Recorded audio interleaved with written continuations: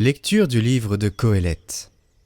Vanité des vanités, disait Qoéleth. Vanité des vanités, tout est vanité. Quel profit l'homme retire-t-il de toute la peine qu'il se donne sous le soleil ? Une génération s'en va, une génération s'en vient, et la terre subsiste toujours. Le soleil se lève, le soleil se couche. Il se hâte de retourner à sa place. Et de nouveau, il se lèvera.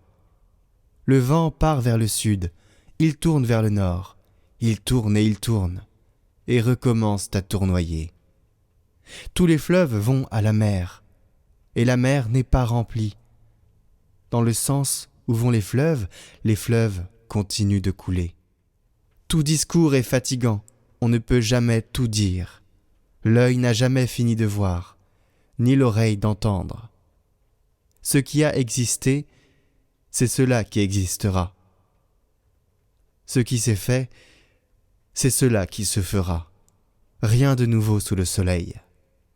Y a-t-il une seule chose dont on dise « voilà enfin du nouveau » ? Non, cela existait déjà dans les siècles passés. Mais il ne reste pas de souvenirs d'autrefois. De même, les événements futurs ne laisseront pas de souvenirs après eux.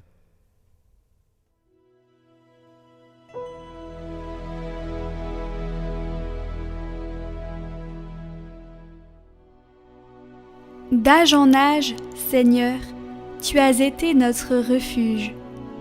Tu fais retourner l'homme à la poussière. Tu as dit, retournez, fils d'Adam. À tes yeux, 1000 ans sont comme hier. C'est un jour qui s'en va, 1 heure dans la nuit. Tu les as balayés, ce n'est qu'un songe. Dès le matin, c'est une herbe changeante.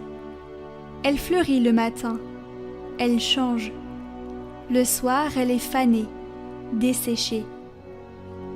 Apprends-nous la vraie mesure de nos jours, que nos cœurs pénètrent la sagesse. Reviens, Seigneur, pourquoi tarder ? Ravise-toi par égard pour tes serviteurs. Rassasie-nous de ton amour au matin, pour que nous passions nos jours dans la joie et les chants. Que vienne sur nous la douceur du Seigneur notre Dieu. Consolide pour nous l'ouvrage de nos mains.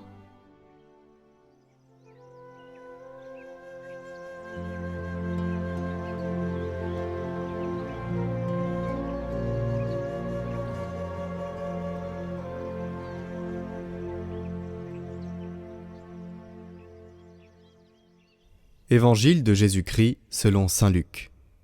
En ce temps-là, Hérode, qui était au pouvoir en Galilée, entendit parler de tout ce qui se passait, et il ne savait que penser.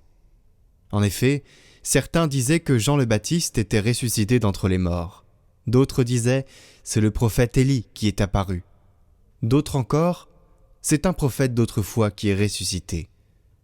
Quant à Hérode, il disait « Jean, je l'ai fait décapiter ». Mais qui est cet homme dont j'entends dire de telles choses ? Et il cherchait à le voir.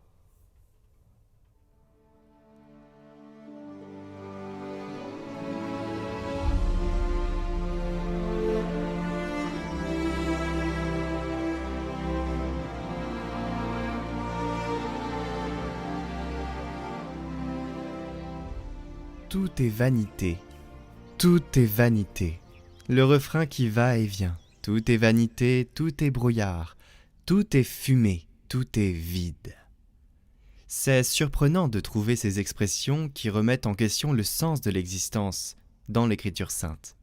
En réalité, l'oscillation continue de Qoéleth entre sens et non-sens, entre la représentation ironique d'une connaissance de la vie détachée de la passion pour la justice, garantie par le jugement de Dieu. Et la conclusion du livre indique la voie pour sortir de l'épreuve. Crains Dieu et observe ses commandements.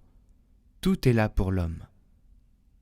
Voici le conseil pour résoudre ce problème. Chers amis, dans la première lecture, nous sommes introduits par Qoéleth à tout ce qui fait qui incarne la routine, la répétition. C'est aussi un peu le caractère de notre vie. Et la vanité, c'est ce qui est frivole, insignifiant, quelque chose de futile, illusoire, vain.